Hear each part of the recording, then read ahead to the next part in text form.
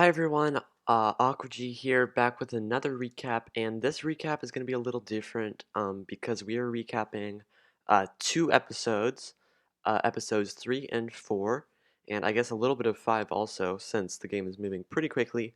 So first off, let's start with episode 3. Now in episode 3, there was just some more alliances, Becca being Becca, of course, um, and the Bamwana tribe had to go to tribal council where they pretty much unanimously voted out Velma. So Velma was pretty inactive on the season, kind of the second inactive on this tribe, so they were sent home and they got 16th place. But during this episode, the most important things were the advantages that people got. Now, people with advantages um, were Quor, Mew, Alan, and Jack. So they each found advantages, and yeah, that's going to be shaking up the game, uh, as I'm sure we'll see soon. So that's pretty much that for episode 3. Now let's move on to this most recent episode where some craziness went down. So Ego was voted out in 15th. Bamana tribe went to tribal council once again. And yeah, Ego was voted out. It turned out that they were trying to scheme to take out um, their tribe, which at first I was like, oh wow, this is interesting. But then they messaged Becca about this, and they also made an alliance with the entire other tribe. And then Becca relayed the information that Ego had said over to Mew, who spread it around, and they quickly changed the vote from Panda instead to Ego. So Ego was blindsided there. Um, so pretty shocking. That kind of shook up the game. Uh, I feel like there's been lots of targeting going on from many different groups and many cross-tribe alliances. It feels like no one's safe, and yeah, it's pretty interesting. Um, so another thing that happened was Soldier was voted out, not voted out, had to be medically evacuated because they have been absent from the game for about 5 days or so.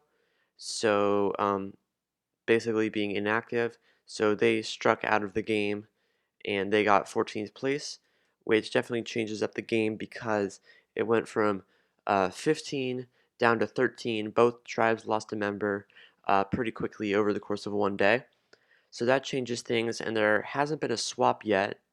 Maybe will be one at 12, but my guess is probably not.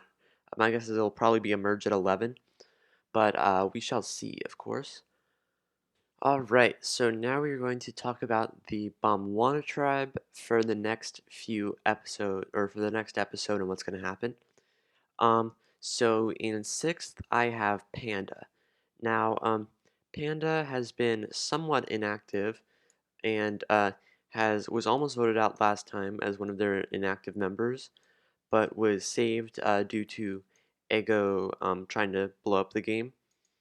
Um, and quick spoiler for episode 5, Bamwana goes to tribal again due to Panda choosing to take safety and send the rest of the tribe to tribal. Now they won't know that it's Panda, so that should make things interesting. So Panda's safe for this vote, but I think after next tribal, when they find out who it is, then Panda will be in serious trouble.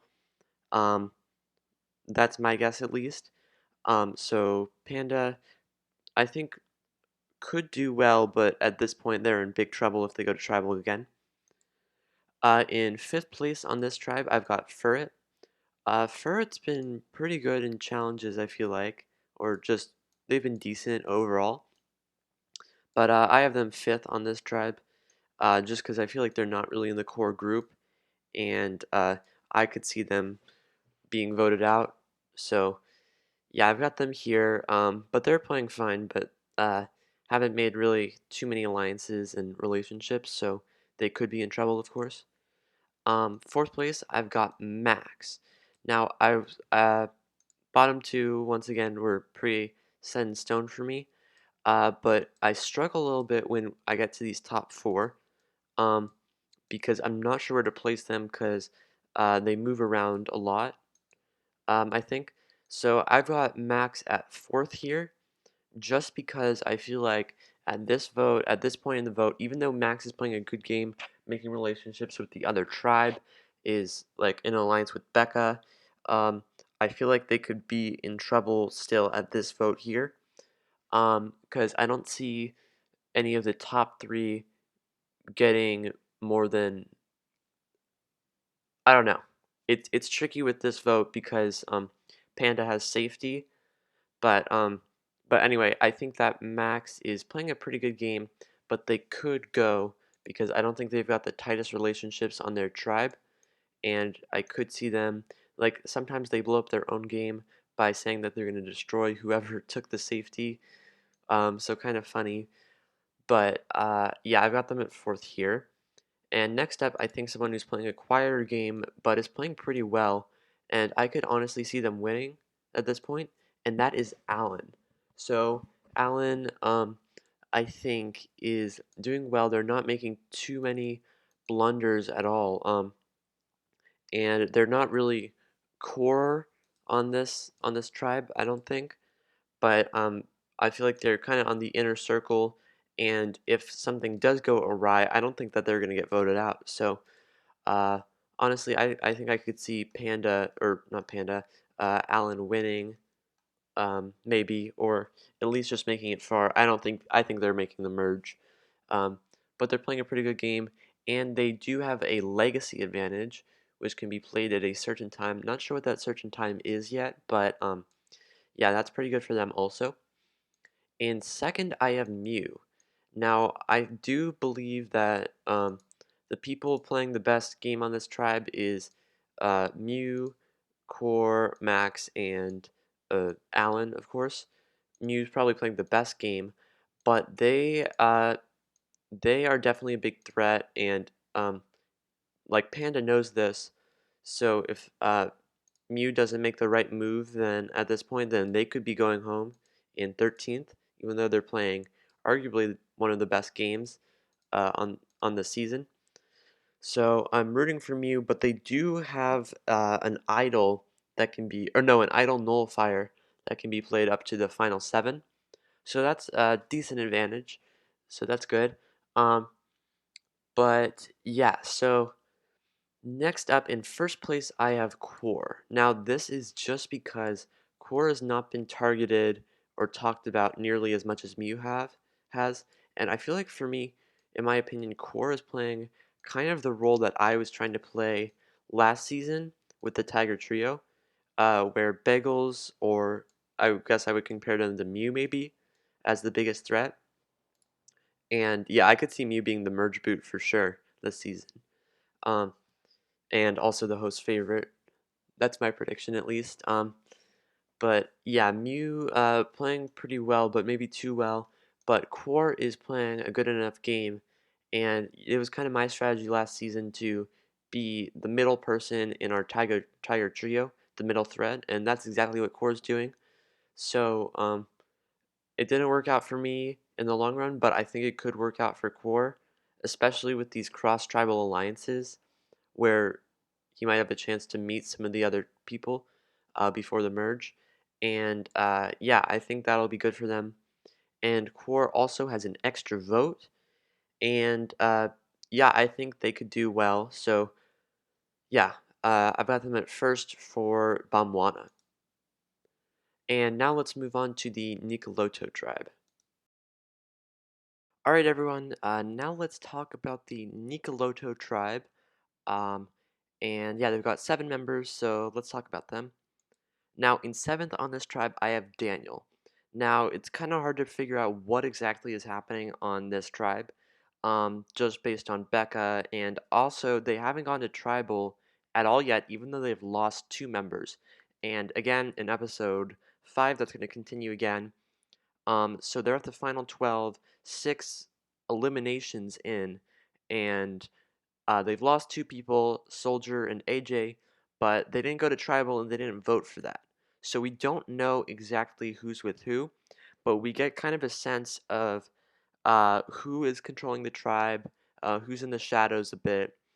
We've seen that Brett and Annie are together, and we've also seen that Susan and Becca are kind of together, as are Susan and Jack a little bit, but it's not exactly clear who's with who.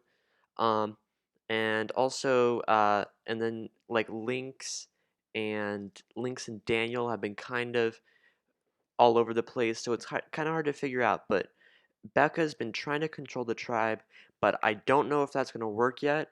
And at this point, my prediction for the person that's going to get the merge boot is definitely going to be Becca or Mew.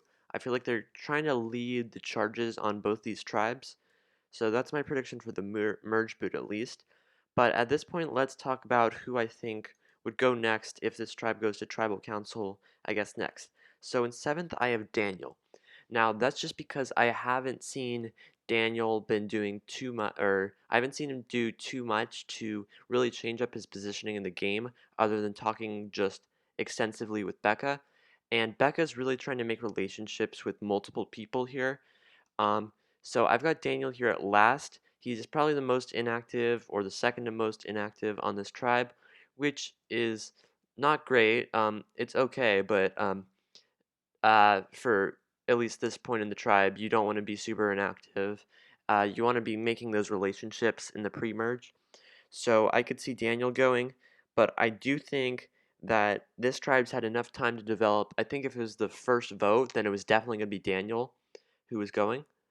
Pretty sure about that. But now things have developed where there's probably going to be less emphasis put on people being voted out that are goats and stuff, and you'll see that reflected with who I have up at number 4. So yeah, that's my opinion on Daniel there. Now 6, I've got Susan. Now, I've got two people here at 6th and 5th, Susan and Becca, and they're both kind of in control, both playing decent games, but they're also both trying to go for each other. Now, my prediction is that probably it's going to get blown up in one of their faces, or they're just going to move past it somehow, but I'm not sure how that's going to work, and I think that I'm expecting a merge at 11 or 10, but it's probably going to be 11, honestly. Um, my expectation would be that this Nicoloto tribe is going to be more broken up and fractured than whoever comes out of the Bomwana tribe. So let's assume that at this point they're going to vote out Furret at 13th, and then maybe they lose once again and vote out Panda. Then it's going to be 7-4. But I could easily see it where this bigger tribe tries to pull in other members or there's infighting. Um, and I don't think it's going to be a straight pagonging.